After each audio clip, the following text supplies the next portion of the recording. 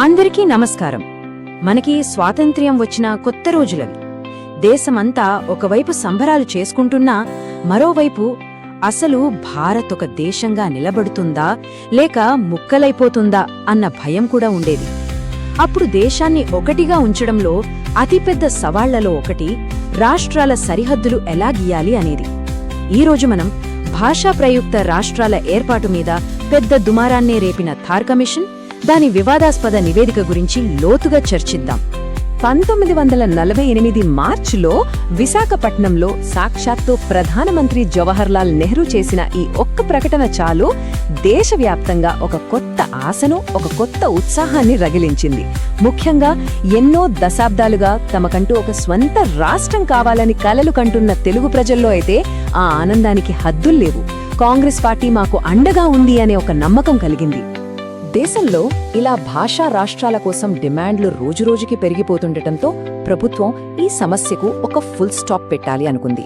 సరే, అసలు భాషాధారంగా రాష్ట్రాలు ఏర్పాటు చేయడం దేశానికి మంచిదా కాదా అని శాస్త్రీయంగా, నిష్పక్షపాతంగా తేల్చడానికి ఒక అధికారిక కమిషన్ను ఏర్పాటు చేసింది. అసలు ఈ కమిషన్ కథ అంతా చాలా ఫాస్ట్గా జరిగిపోయింది. చూడండి, మార్చిలో నెహ్రూ గారు మాట ఇచ్చారు, జూన్ కల్లా కమిషన్ రెడీ, సెప్టెంబర్లో విచారణ మొదలైంది, డిసెంబర్ వచ్చేసరికి ఫైనల్ రిపోర్ట్ చేతిలో ఉంది. అంటే కేవలం 6 నెలల వ్యవధిలో మన దేశ భవిష్యత్తును మార్చేయగల ఒక కీలకమైన నిర్ణయం తీసుకునే బాధ్యత ఈ కమిషన్ మీద పడిందన్నమాట. ఇంతటి పెద్ద బాధ్యతను మోయడానికి ప్రభుత్వం 3 పెద్ద తలలను ఎంచుకుంది. దీనికి చైర్మన్గా అలహాబాద్ హైకోర్టు మాజీ ప్రధాన న్యాయమూర్తి ఎస్కే థార్, ఇక సభ్యులుగా అడ్మినిస్ట్రేషన్లో అపార అనుభవమున్న రిటైర్డ్ ఐసీఎస్ అధికారి డాక్టర్ పన్నాలాల్, ఇంకా రాజ్యాంగ పరిషత్లోనే సభ్యుడిగా ఉన్న జగత్ నారాయణ్ లాల్. అంటే చట్టం, పరిపాలన, రాజకీయాలు ఈ 3 రంగాల్లోనూ అనుభవమున్న వాళ్లని ఈ పనికి నియమించారు. సరే, కమిషన్ తన పని మొదలుపెట్టింది. కానీ వాళ్లకు ఎదురైంది ఒక పెద్ద చిక్కుముడి. ఒకే ప్రాంతం, ఒకే భాష మాట్లాడే ప్రజలే అయినా వాళ్ల వాదనలు, భయాలు మాత్రం వేరువేరుగా ఉన్నాయి. ఈ తేడా వాళ్లు కమిషన్కు సమర్పించిన వినతుల్లో చాలా స్పష్టంగా కనిపించింది. ఇక్కడే అసలు కథ మొదలైంది. ఒకవైపేమో ఎన్జీ రంగా లాంటి నాయకులు, ఆంధ్ర మహాసభ లాంటి సంస్థలు, తెలుగు మాట్లాడే ప్రజలందరూ ఒకే రాష్ట్రంలో ఒకే గొడుగు కింద ఉండాలి, మన భాష, సంస్కృతి ఒకటి అని బలంగా వాదించారు. కాని ఇంకోవైపు రాయలసీమ నాయకుల వాదన వేరేలా ఉంది. నీలం సంజీవరెడ్డి లాంటి నేతలు అప్పుడే వద్దు, కొంచెం ఆగండి అని, ఒకవేళ రాష్ట్రం పెట్టినా తమ వెనుకబడిన ప్రాంతానికి ప్రత్యేక రక్షణలు కావాలని డిమాండ్ చేశారు. అంతటితో ఆగకుండా రాయలసీమ మహాసభ ఇంకో అడుగు ముందుకేసి మద్రాస్ రాజధానిగా మాకు సెపరేట్ రాయలసీమ రాష్ట్రమే కావాలని ప్రతిపాదించింది. చూసారా పరిస్థితి ఎలా ఉందో?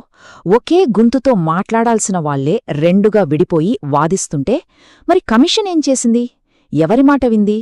ప్రజల ఆకాంక్షలకు విలువిచ్చిందా లేక పరిపాలనా సౌలభ్యానికే ఓటు వేసిందా?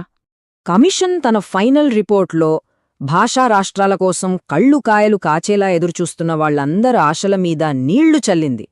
వాళ్లు చాలా స్పష్టంగా చెప్పారు, మాకు ప్రజల ఆకాంక్షల కంటే దేశ ఐక్యత, సమర్థవంతమైన పరిపాలనే ముఖ్యం అని తేల్చి చెప్పేశారు. ఆ రిపోర్టు మొత్తానికి సారాంశం ఈ ఒక్క వాక్యం: భాషా ప్రయుక్త రాష్ట్రాలు దేశ శ్రేయస్సుకు భంగకరం. అంతే. ఒక్క దెబ్బకు అందరి ఆశలు గల్లంతయ్యాయి. భాష ఆధారంగా రాష్ట్రాలు ఏర్పాటు చేస్తే అది దేశ ఐక్యతకే ప్రమాదం అని కమిషన్ బలంగా నమ్మింది. వాళ్ల లాజిక్ చాలా సింపుల్. ఇప్పుడిప్పుడే దేశం ఒకటిగా నిలబడుతోంది. ఈ సమయంలో భాష పేరుతో రాష్ట్రాలుగా విడిపోతే అది ప్రాంతీయవాదాన్ని పెంచి దేశ సమగ్రతకే ముప్పు తెస్తుంది.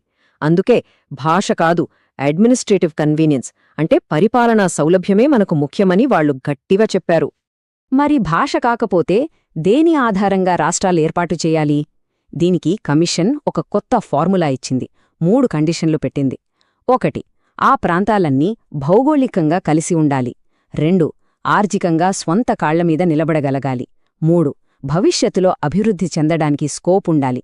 ఈ 3 ఉంటేనే రాష్ట్రం, లేకపోతే లేదు అని చెప్పింది.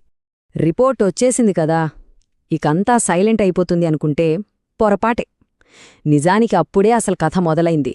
ఆ నివేదిక దేశవ్యాప్తంగా ఒక తుఫానుకు దారితీసింది. ఆ రిపోర్టు బయటకు రాగానే దేశవ్యాప్తంగా నిరసనలు మొదలయ్యాయి. ప్రత్యేకించి ఆంధ్ర ప్రాంతంలో అయితే తమ దశాబ్దాల కలను ఇలా నీరు గార్చడం చూసి జనాలకు కోపం కట్టల తెంచుకుంది. ప్రజలు ఆగ్రహంతో రోడ్ల మీదకొచ్చారు. ఈ ప్రజా వ్యతిరేకత చూసి ప్రభుత్వానికి విషయం అర్థమైంది. థార్ కమిషన్ రిపోర్ట్ సమస్యను తగ్గించకపోగా ఇంకా పెద్దది చేసిందని వాళ్లకు తెలిసొచ్చింది. వెంటనే డ్యామేజ్ కంట్రోల్ మొదలుపెట్టారు. ప్రజల్ని శాంతింపచేయడానికి, ఈ ఇష్యూని మళ్లీ మొదట్నుంచి చూడటానికి ఇంకో కమిటీ వేయాలని డిసైడ్ అయ్యారు. అంటే థార్ కమిషన్ కథ ఇక్కడితో ముగిసినా భాషా రాష్ట్రాల పోరాటం మాత్రం ఆగలేదు. సో ఇదంతా చూశాక మనకు ఒక ప్రశ్నొస్తుంది.